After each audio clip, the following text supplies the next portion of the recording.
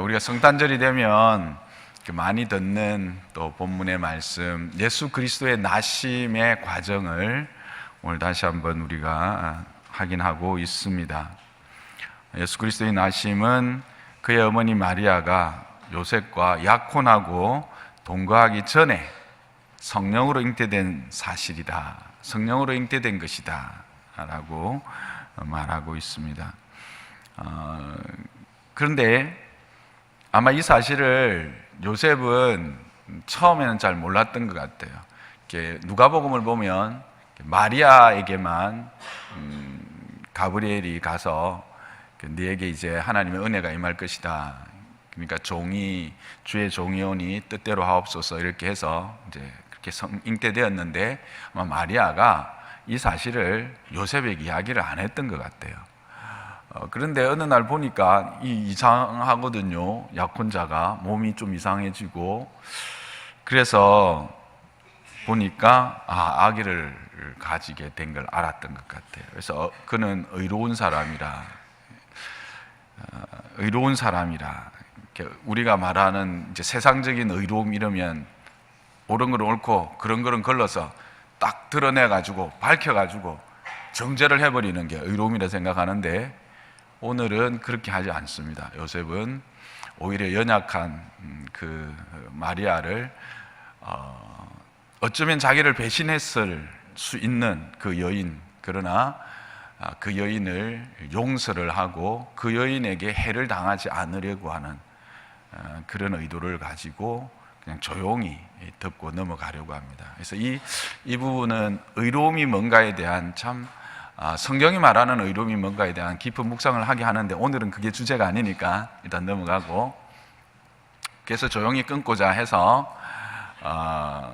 마음의 결단을 했을 때 이제 천사 가브리엘이, 여기 가브리엘이라고 하는 것은 없지만 그러나 이제 마리아에게 나타난 천사가 여기도 나타날 것이라고 우리가 충분히 예상을 할 수 있기 때문에 그 천사가 이제 요셉에게도 나타나서 마리아 데려오기를, 내 아내, 그냥 마리아 데려오기를 하지 않고 내 아내라고 하는 아주 중요한 말을 해요. 내 아내 마리아 데려오기를 무서워 말라, 그렇게 이야기하면서 그에게 잉태된 자는 성령으로 된 것이다 라고 하며 그의 의문을, 또 그의 그 두려움을 해결해 줍니다. 그러면서 아들을 낳을 것인데 그 아들의 이름은 예수라 하라, 이는 자기 백성을 죄에서 구원할 자이기 때문이다, 그렇게 이야기합니다. 그러면서 이 모든 일에 된 것은 주께서 선지자로 하신 말씀을 이루려 하는 것이다 라고 마태가 이제 주석을 다는 겁니다. 22절은 마태의 주석입니다. 마태가 그렇게 요셉의 아내인, 약혼하였지만 동거하지 않은, 그럼에도 아내인 마리아에게 된 이 일은 바로 주께서 선지자로 하신 말씀 이사야를 인용하죠. 이사야 말씀을 인용해서 처녀가 잉태하여 아들을 낳을 것이고 그의 이름을 임마누엘이라 하리라, 이를 번역한즉 하나님이 우리와 함께 계시다 하는 이 말씀이 응하게 하려는 것이다 라고 말씀합니다. 이제 2부 때는 유아세례도 있고 이래서 이렇게 조금 짧지만 여기는 조금 하나, 여러분은 보너스를 하나 드리고 가려고 합니다. 그게 뭐냐면, 우리가 늘 생각하고 또 이렇게 답을 알고 있는 문제이기도 합니다. 많은 사람들이 이 본문을 읽을 때 가장 의문하고 불신하는 이유가 뭡니까? 동정녀의 탄생이 가능한가? 이렇게 생각합니다. 그 부분에 대해서는 제가 하여튼 설교를 했어요.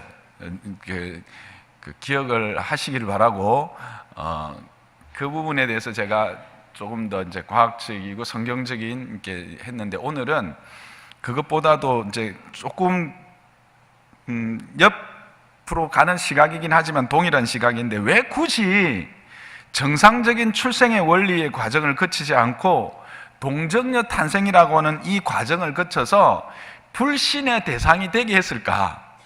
그렇잖아요.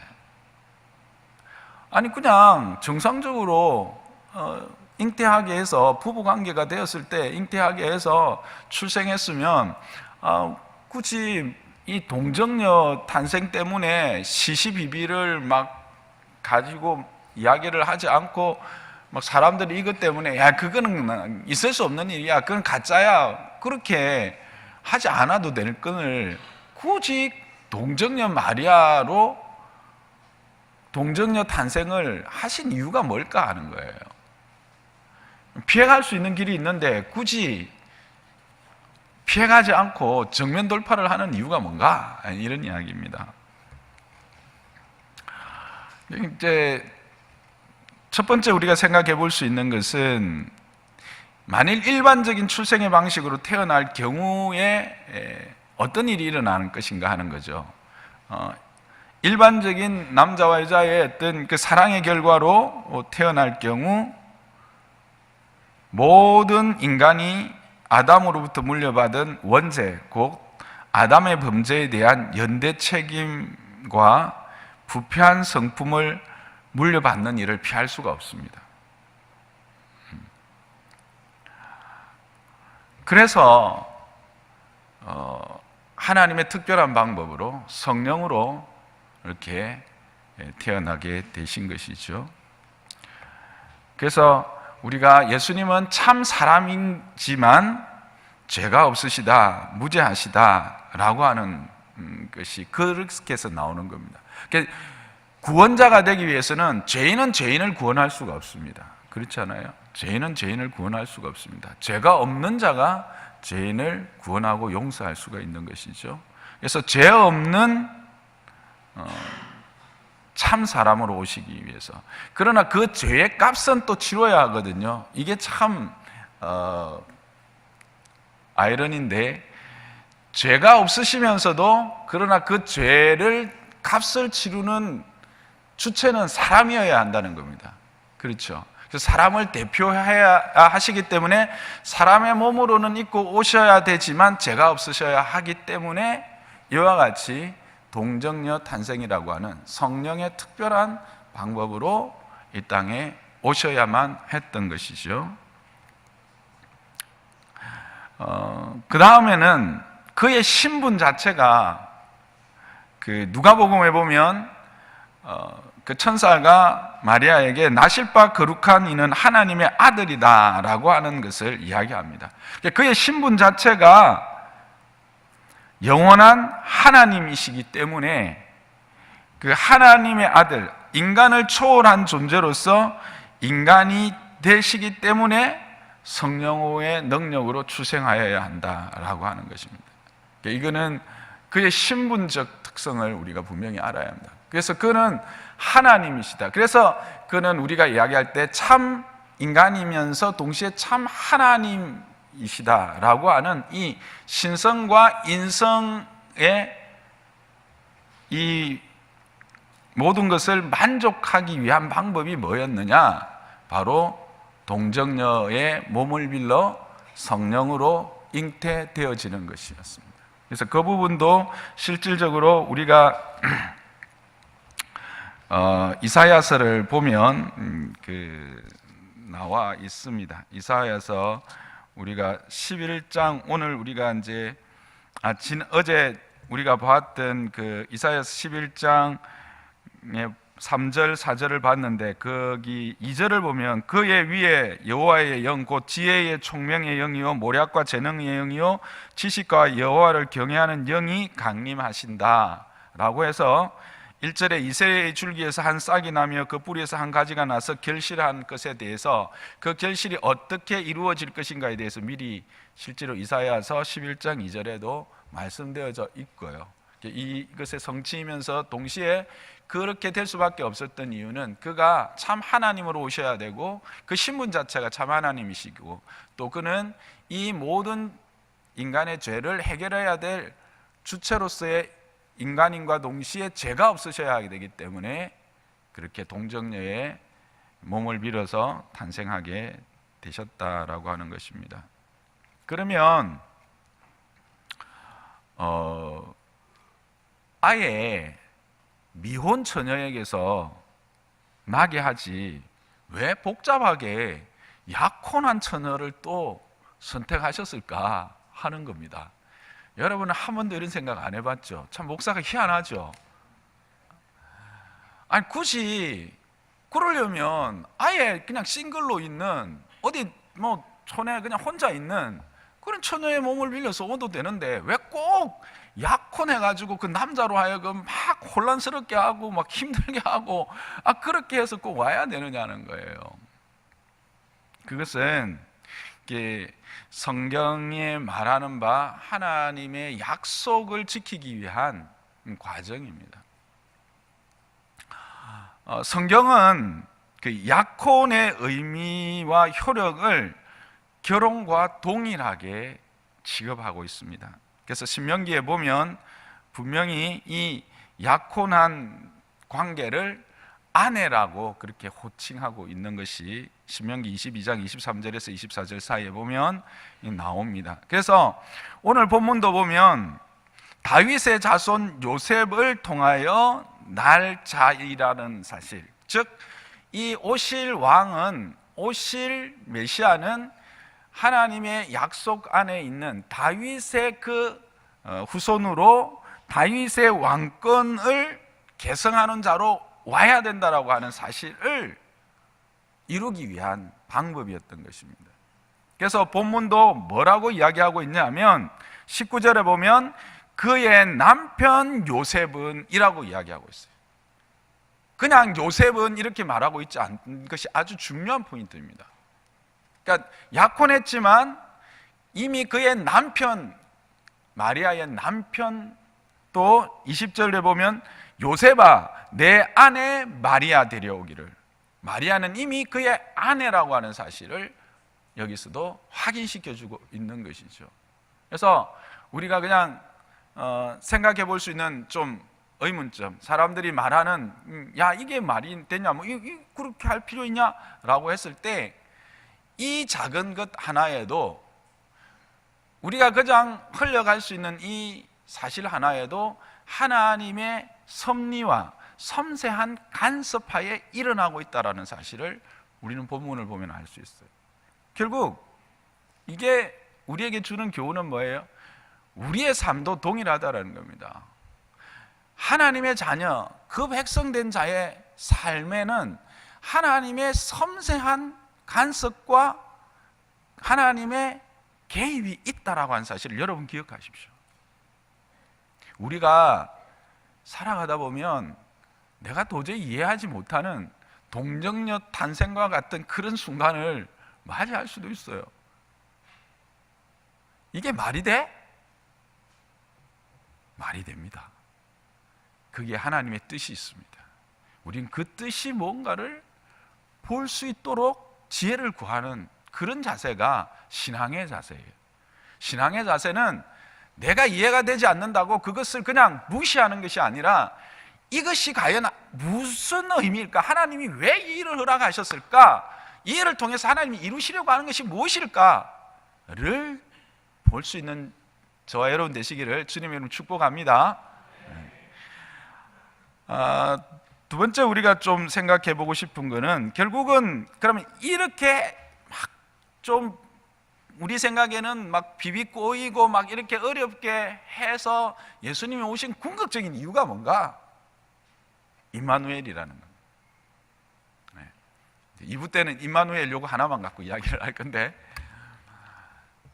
궁극적인 이유가 임마누엘이에요. 우리와 함께 하시기 위해서 오셨다는. 세상이 이해를 못하고 우리가 생각해도 도대체 때로는 이해도 안 되고 왜 그렇게 올 수밖에 없을까 뭐 모르겠는데, 그런데 그가 오신 궁극적인 이유는 결국 임마누엘 하시기 위해서, 하나님이신 그분이 우리와 함께 하기 위해서 그런 어렵고 힘든 복잡한 과정을 거쳐서 오셨다라고 하는 사실입니다. 아멘이십니까? 찬양이 되십니까? 네, 그렇습니다. 그분의 오심의 이유는 임마누엘입니다. 그러면 임마누엘이 뭐라고요? 하나님이 우리와 함께 하시는데, 하나님은 어떤 모습으로 우리와 함께 하시느냐? 하는 것이죠. 거기에 대해서 이사야 9장 6절은 이렇게 말합니다. 함께 읽어볼까요? 시작. 이는 한 아기가 우리에게 낳고 한 아들을 우리에게 주신 바 되었는데 그의 어깨에는 정사를 메었고 그의 이름은 기묘자라 모사라 전능하신 하나님이라 영존하시는 아버지라 평강의 왕이라 할 것임이라. 아들이 난다고 그럽니다. 한 아기가 난다고 그럽니다. 근데 그의 어깨에는 정사를 메었다. 이게 뭐냐 하면 통치자로 오신다는 겁니다. 그는 우리의 통치자가 될 것이다 라고 하는 겁니다. 이 통치자, 의로운 통치자는 우리 어제 함께 살펴봤습니다. 그러면 그런 통치자, 그럼 그런 하나님, 어떤 하나님으로 우리에게 오시는가? 첫째는 기묘자와 모사로 오신다는 겁니다. 이거를 분리해서 이야기를 이렇게 여러분들이 이제 성경을 이렇게 가지고 보면 이렇게 원본은 없습니다. 근데 복사본이 있는데 복사를 이렇게 하다가 보면 이 사람에 의해서 조금씩 이제 핵이 하나가 사라지거나 점이 하나 찍히거나 이렇게 해서 이렇게 달라진 것이 있는데 어떤 그 사본에는 기묘자와 모사가 떨어져 있는 부분도 있고 어떤 사본은 이게 연결되어 있어 한 글자로 되어 있는 사본도 있습니다. 그런데 마소라 사본이라고 하는 데는 기묘자라 모사가 함께 연결되어 있어서 기묘자인 모사다 이렇게 나와 있습니다. 그래서 이것이 기묘자라는 것 자체가 그냥 놀라운 이런 어떤 의미이거든요. 기묘하다. 그래서 놀라운 모사다. 이게 더 의미적으로 맞을 것 같다는 제 개인적인 생각입니다. 그래서 그렇게 또 해석해 오는 성경들도 있습니다. 영어 성경이나 이런 걸 보시면 아마 여러분들 그런 걸 발견하게 되는데, 그래서 이것을 그 모사 이렇게 하면 우리는 이제 모사꾼 뭐 이렇게 해서 좀 부정적인 의미가 있는데, 이 모사는 엄청난 지혜자입니다. 그 나라 여러분 삼국지를 읽어보시면 아주 책사들이 나오죠. 모사들이 나오죠. 그래서 조조와 그 유비의 옆에서 그 전쟁과 나라를 다스리는 모든 그 툴, 모든 것들을 하여튼 지혜를 이렇게 제공하는 사람이죠. 그게 모사인데 우리말로 쉽게 이야기하면 조언자 이렇게 될 수 있을 겁니다. 조언자. 그래서 그는 전능하신 놀라운 조언자로 우리에게 이렇게 오신다. 어드바이저라고 할 수가 있겠죠. 여러분, 인생에 있어서 조언자가 얼마나 참으로 중요한지를 여러분 경험하셨을 겁니다. 실제로 인생은 선택의 연속 아닙니까? 그죠? 무엇을 선택할 것인가의 계속적인 연속입니다. 그 연속의 선상에서 우리는 왼쪽으로 갈지 오른쪽으로 갈지 앞으로 갈지 다양한 선택을 해서 나아갈 때, 그때 정말 지혜로운 조언자가 있다면 우리는 염려하지 않고 쭉쭉쭉 갈 거예요. 저는 고3 때 아버님이 먼저 천국에 가셨어요. 그래서 제가 참 이 아버지라고 하는 존재에 대해서 정말 갈급했던 때가 있었어요. 20대 중반쯤이었는데 이제 대학을 진학할 때도 그랬군요. 하여튼 순간순간 뭔가 중요한 결정을 하려고 할 때 옆에 아버지가 없다는 사실이 저를 참 힘들게 했어요. 중요한 이런 조언자가 없다라는 사실을. 근데 그때 제게 조언자가 있었어요. 그게 말씀이었어요. 그래서 성경 시편을 보면요, 119편 98절부터 100절까지를 보면 준비가 돼 있죠? 아닌가요? 이거는 제가 준비를 안 시켰군요. 여러분 보시면 이 말씀이 나를 원수보다 지혜롭게 한다고 합니다. 그러면 어떻게 하면 나를 실패로 몰아가는 모든, 원수는 여기서 나를 실패로 몰아가는 모든 것이라고 할 수 있습니다. 나를 실패로 몰아가는 그 모든 것들로부터 지키는 지혜를 줄 수 있는가? 99절에 보면 명철함이 나의 스승보다 낫기 때문이다, 그렇게 말하고 있습니다. 스승은 뭐의 의미죠? 지식입니다. 많은 지식입니다. 바른 지식입니다. 그러니까 스승이 갖고 있는 그 어떤 지식보다도 이 말씀이 나를 더 명철하게 하기 때문에 나는 나의 원수들로부터 승리를 가져올 수 있다라고 합니다. 100절에 보면 노인보다 낫다고 그럽니다. 무엇이? 주의 법도가. 이 노인은 뭘 말하죠? 경험입니다. 경험에서 오는 지혜를 우리는 무시할 수 없습니다. 많은 분들이 나이 듦에 대해서 많이 이렇게 힘들어 하던데, 저는 솔직히 나이 드는 것 중에 딱 하나 걱정되는 건 있습니다. 하나님 나라 갈 때 좀 아프지 않고 그냥 한순간에 갔으면 좋겠다는 거 외에는 나이 듦에 대한 여기 저보다 어르신들이 있어서 죄송한 표현이지만 나이 듦에 대해서 저는 고민은 별로 없습니다. 나이가 드니까요, 여유도 있어지고요, 삶의 경륜으로부터 오는 지혜들이 참 많더라고요. 그래서 예전에 같으면 막 그렇게 함부로 하고 때로는 막 아주 버릇없이 할 그런 것들도 이제 나이가 드니까, 경륜이 드니까 그냥 한번 속으로 그럴 수 있겠다, 때로는 밖으로 내뱉을 말도 속으로 그냥 한번 에이 하고 넘어가지는 여유도 있고요. 또 그런 것들을 볼 때 그래 조금 세월이 필요하겠네 하는 그런 긍휼함도 있고요. 이게 너무 좋아요. 이게 저를 편하게 하더라고요. 이 경륜들이, 이 경험이. 그래서 그 다양한 경험에서 나오는 지혜들보다 더 명철하게 하는 것이 말씀이다라는 겁니다.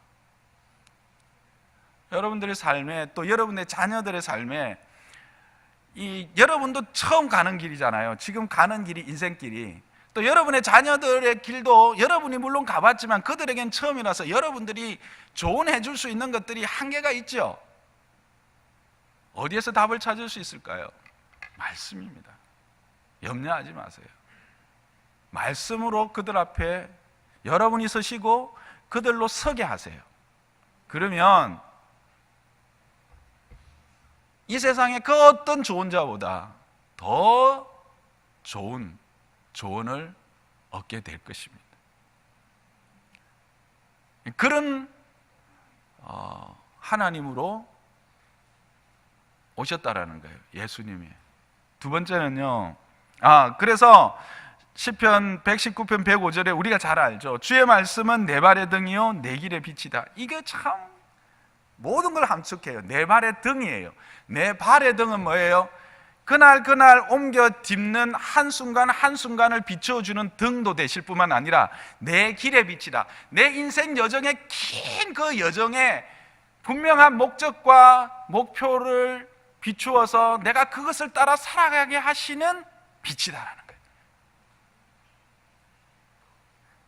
그렇게 하시기 위해서 누가 오셨다? 예수님이 오셨다. 그런 임마누엘로 오셨다라는 거예요.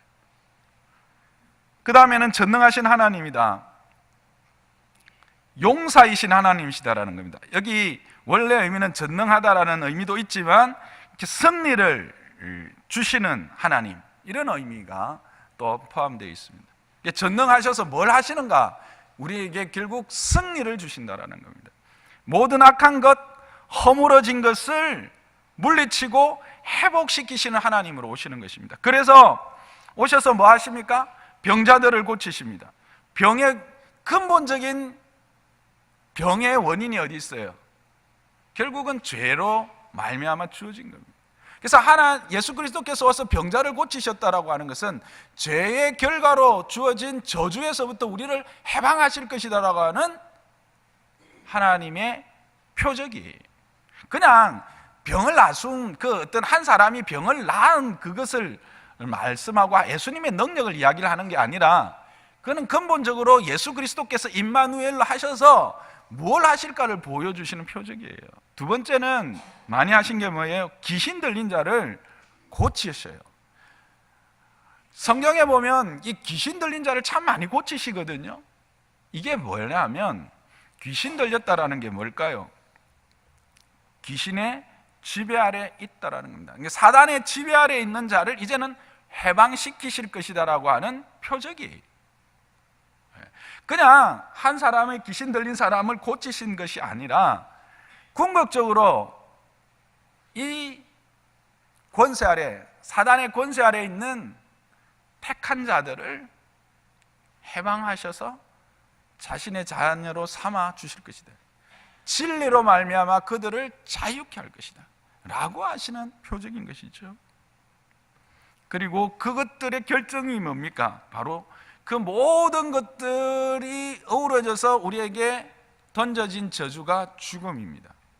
그래서 예수님이 오셔서 그 죽음을 이기시는 것을 직접 행해 주십니다. 야이로의 딸을 살리시고요, 마리아와 마르다의 오라버니 되는 나사로를 살리십니다.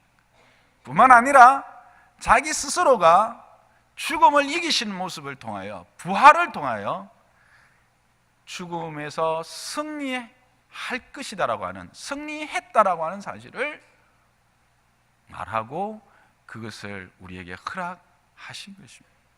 그걸 위해서 그 임마누엘로, 그 승리의 임마누엘로 우리에게 오신 것입니다. 그리고는 영존하신 아버지로 오셨다는 겁니다. 영원히 우리와 함께 동행하는 아버지라는 겁니다. 멀리 있는 하나님이라 생각하면 어떨 때는 우리가 너무 멀리 계시는 분, 우리하고는 어떤 그 상관이 별로 없는 분, 이렇게 생각할 수 있습니다만, 그는 하나님이신 동시에 우리의 아버지로 오셨다라고 하는 사실을 분명히 이야기하고 있습니다. 아버지는 뭐 하는 사람이에요? 책임지는 사람입니다. 공급하는 사람입니다. 보호하는 사람입니다.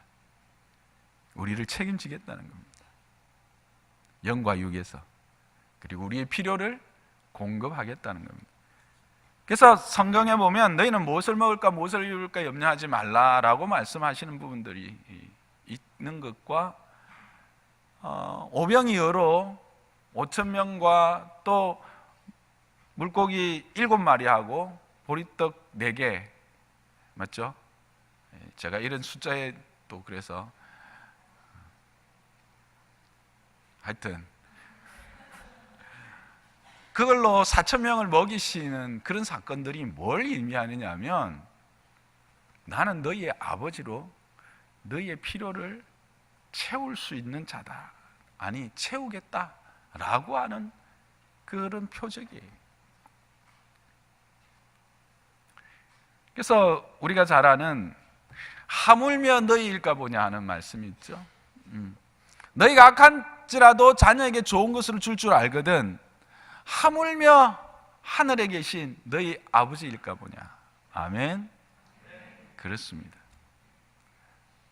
그분은 우리의 아버지십니다. 그래서 우리의 필요를 채우시고 우리를 보호하시고 우리에게 사랑으로 오시는 분, 그분이 바로 임마누엘 하신 이유라는 것입니다. 그리고는 평강의 왕으로 오셨습니다. 이 모든 것들을 공급하고 이 모든 것들을 채워주고 모든 것들을 승리를 갖다 줘도 궁극적으로 하나님과 불화하면 모든 것이 땡, 의미가 없습니다.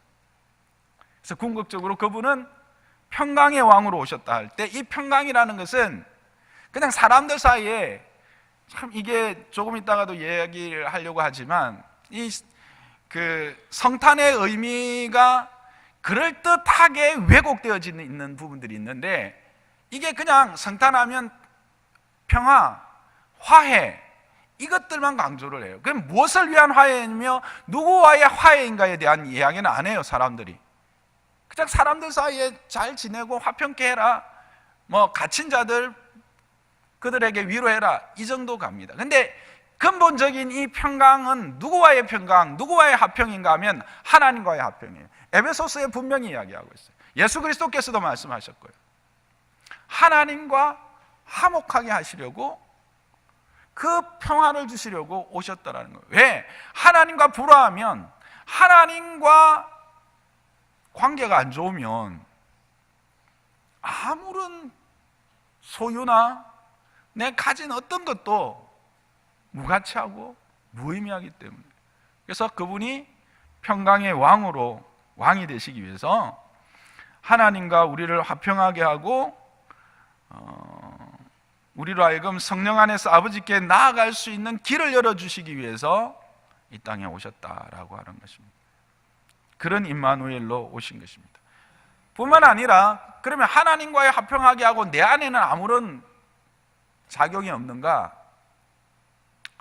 내 안에는 성령으로 찾아오시는 거죠. 그래서 요한복음 4장 27절에 보면 그 성령이 우리에게 오셔서 하시는 일을 크게 두 가지로 이야기하는데, 하나는 이 예수 그리스도가 어떤 분인 줄 알게 하고, 또 예수 그리스도를 소유한 자, 예수 그리스도를 그 안에 품은 자들은 평안을 얻게 되는데, 이 평안을 너희에게 끼치노니 나의 평안을 너희에게 준다 말씀하시면서, 이것은 세상이 주는 것과 같이 아니하다라고 하는 그 조건적이지 않고 일시적이지 않는 무조건적이며 영원한 이 하나님의 평안, 이 평안을 우리에게 주시면서 너희는 마음에 근심하지도 말고 두려워하지도 말라. 그러니까 우리로 하여금 세상에 근심하지 않고 두려워하지 아니할 근본적인 평안을 우리에게 주시기 위해서 임마누엘로 오셨다라고 하는 사실입니다. 근데 이게 어느 날 나도 모르는 사이에 사라지지 않을까 염려가 되시는 분 계십니까? 그렇게 또 가르치시는 분들도 있습니다. 그렇지 않습니다. 성령의 내주, 그리스도의 오심으로 말미암아 그리스도의 십자가로 맺어진 이 관계는 환난이나 핍박이나 공고나 그 어떤 것도, 칼도 이 세상의 어떤 권세도 우리를 그리스도의 사랑에서 끊을 수 없는 것을 믿으시기 바랍니다. 그래서 예수님께서 마태복음을 마감하시면서 세상 끝날까지 내가 너희와 어떻게 함께 하신다. 그러니까 1장에서, 마태복음 1장에서 아브라함과 다윗의 족보 가운데, 그 계보 가운데 하나님의 약속대로 임마누엘 하려고 오신 이 예수님이, 그 임마누엘 하신 것들이 어떻게 전개되어지며 이 땅에 그 임마누엘 하신 그 예수님을 통해서 하나님의 나라가 어떻게 임하여지는지를 말씀하시고 난 이후에 맨 마지막에 그 임마누엘은 일시적이거나 어떤 한계가 있는 것이 아니라 영원할 것이다라고 하는 것을 마감하고 있습니다. 그래서 하나님의 말씀은 너무 오묘합니다. 이 말씀을 우리가 조금만 이해를 하면 우리를 향한 하나님의 사랑이 얼마나 완벽하고 완전한지를 알게 돼요. 이 임마누엘은 영원합니다. 이 임마누엘은 영원합니다. 그래서 우리가 이 성탄에 기뻐하고 찬양할 수 있는 또 이유가 이것이죠. 그래서 우리로 하여금 두려워하지 말고 놀라지 말라, 그렇게 천사는 이야기했던 것입니다. 이 근본적인 것들을 알면 얼마나 우리가 막 전율이 들잖아요. 이것들을 깊이 묵상해 보면, 와, 내가 그런 존재고, 내가 그런 사랑을 입었고, 내가 그런 은혜를 입은 자야. 그래서 이걸 저는 이렇게 정리해 봤습니다. 임마누엘 하셨고, 임마누엘 하시고, 임마누엘 하실 것이다. 과거도 예수님께서 오신 것도 역사적인 사실이고, 그래서 우리에게 임마누엘로 임해 주실 뿐만 아니라 지금 내게도 여전히 임마누엘로 임하여 계시고 영원토록 임마누엘로 함께 하실 것이다라는 사실. 근데 여러분 생각에 오늘 한국 교회가, 또 한국 사회가 이 임마누엘, 예수 그리스도의 오심에 대한 진정한 의미를 알고 이것을 선포하고 이것을 기뻐하고 이것을 즐거워하며 이것에 대하여 찬양하고 있는가? 아니, 여러분 스스로가 정말 예수 그리스도의 오심에 대한 이 성탄에 대한 의미를 알며 이 의미에 대하여 바로 반응하고 그것 때문에 기뻐하고 찬양하고 영광 돌리고 있습니까? 여러분, 예수님의 오심이 정말 기쁘세요? 춤추고 막 박수치고, 아니 막 그죠? 북치고 장구치고 해야 될 일이거든요. 그렇게 기뻐하고 있습니까? 아닌 것 같아요.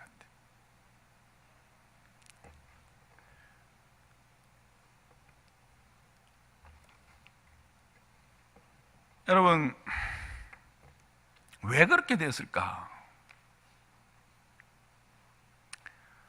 처음에는 이거를 변질시킵니다. 왜곡시키더라고요. 그래서 문화라고 하는 이름으로 이렇게 포장을 해서 대표적인 인간의 쾌락을 추구하는 방향으로 몰고 가는 것 같았어요, 저는. 그래서 우리가 한때 그런 부분에 대해서 교회가 많은 설교들을 했던 것을 여러분 기억할 것입니다. 근데 이제는 어떻습니까? 이제는 대놓고 반기독교적인 운동으로 구체화되고 있습니다.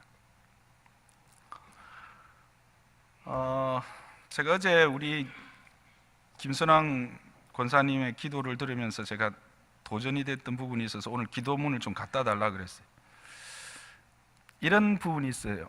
이 거룩한 날 세상의 방송에선 성소수자들의 특집 방송으로 음란한 자들이 이 날을 조롱하듯 더럽히려고 합니다. 저는 몰랐어요, 이런 일이 있었는지. 나라와 민족의 음란하고 가증한 것이 예수의 이름으로 파괴하여 달라고 어제 기도하셨어요. 이런 민감함이 우리에게 필요합니다. 물론 한국 사회가 이 교회와 기독교인에 대한 이런 반기독교 운동이 일어나는 것은 그동안 우리들이 사회에 보여준 윤리적 실패가 한 단면인 것은 사실이지만, 이것으로 인해서 이제는 기독교 자체에 대한 도전으로, 우리 신앙에 대한 궁극적인 진리에 대한 도전으로까지 강하고 과격하게 밀려오고 있다는 사실을 우리는 알아야 합니다. 사단이 공격할 때는요, 우는 사자같이 할 때도 있지만요, 어떻게 할 때도 있다고요? 간사한 유혹을 통해서 우리를 넘어뜨리려고 하는, 유혹하는 여인의 모습으로 올 때도 있다는 겁니다. 쉽게 이야기하면 여러분, 개구리 따뜻하게 이렇게 데워서 죽이는 방법 아시죠? 온도를 아주 천천히 올리면 자기도 모르는 사이에 뜨거운 물에서 그냥 죽어버려요. 처음부터 뜨거운 물에 하면 어쨌든 퍽 튀어나오든지 할 건데 발버둥 치지도 못하고 죽어가는 거예요. 나도 모르는 사이에 이런 세상의 주장들이 내 안에 들어와서 나도 거기에 동조해서 나도 같이 교회에 대해서 이야기하게 되고 판단하게 되고 평가하게 되고, 그래서 결국은 내가 교회를 정죄하는 자리에까지 갈 수 있다라고 하는 사실을 여러분 심각하게 이제는 생각해야 됩니다. 그저 윤리적인 어떤 문제에 대하여 우리가 교회가 더 정결하고 깨끗해서 거룩함의 자리에 되겠다라고 하는 수준에서는 이제는 벗어나고 있다는 경각심을 가지시라는 것입니다. 사도 요한 1서를 통해서 예수 오심의 이유를 요한일서 3장 8절에 이렇게 또 다른 측면으로 이야기합니다. 뭐냐면 하나님의 아들에 나타나신 것은 마귀의 일을 멸하려 하심이라. 아들의 나타나심은 마귀의 일을 멸하려고 하셨다라고 하는 사실입니다. 우리에게는 기쁨이지만 마귀에게는 이 일은 천청병력과 같은 사실이었습니다. 그러면 가만히 있을까요? 가만히 있지 않죠. 마귀도 어떻게 하든 이 일에 대하여 해방하려고 하고 이것이 역사하지 못하도록 한다라고 하는 사실을 우리는 기억해야 합니다. 마귀가 이 일을 방해하는 방법은요, 하나님의 아들의 나타나심의 참뜻을 알리지 못하게 하는 것이겠죠. 그래서 그냥 세상의 좋은 것으로 화해, 화평 이런 것으로 포장합니다.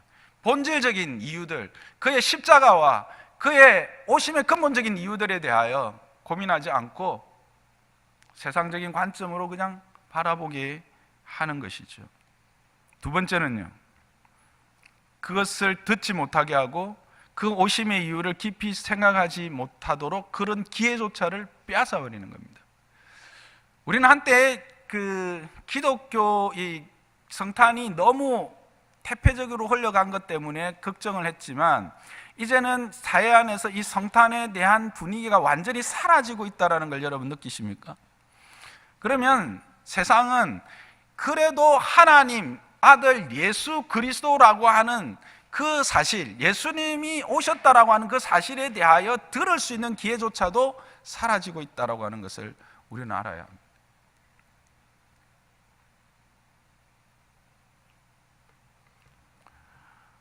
영적으로 깨어 있어야 하는 것이죠.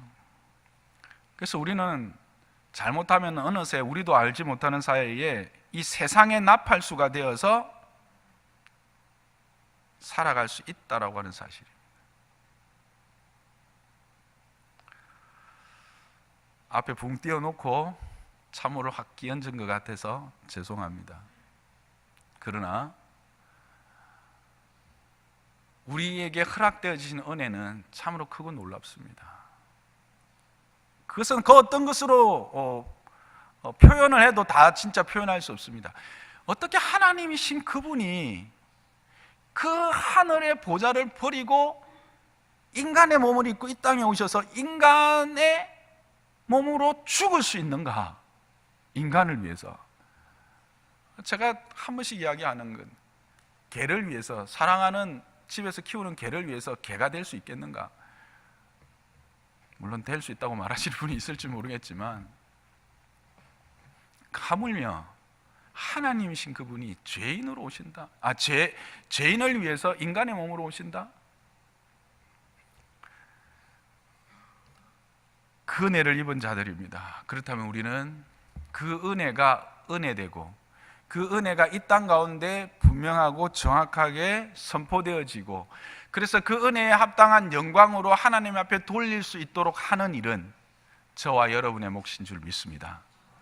은혜를 누릴 뿐만 아니라 그 은혜가 은혜되도록, 이 세상에 그 은혜가 은혜될 수 있도록 하는 일을 위하여 우리가 하나님 앞에 깨어 있어야 하는 것, 그것이 오늘을 살아가는 저와 여러분, 2018년의 성탄절을 맞이하는 저와 여러분의 또 다른 사명이 아닌가 생각합니다. 그래서 참으로 하나님의 영광스러움을 찬양하며 이 땅 가운데 그 영광스러움이 함께 누려지기 위하여 수고하고 애쓰는 저와 여러분 되시기를, 그래서 하나님이 그 영광스러운 임마누엘 하심의 복을 누리는 자들 되시기를 주님의 이름으로 축복합니다.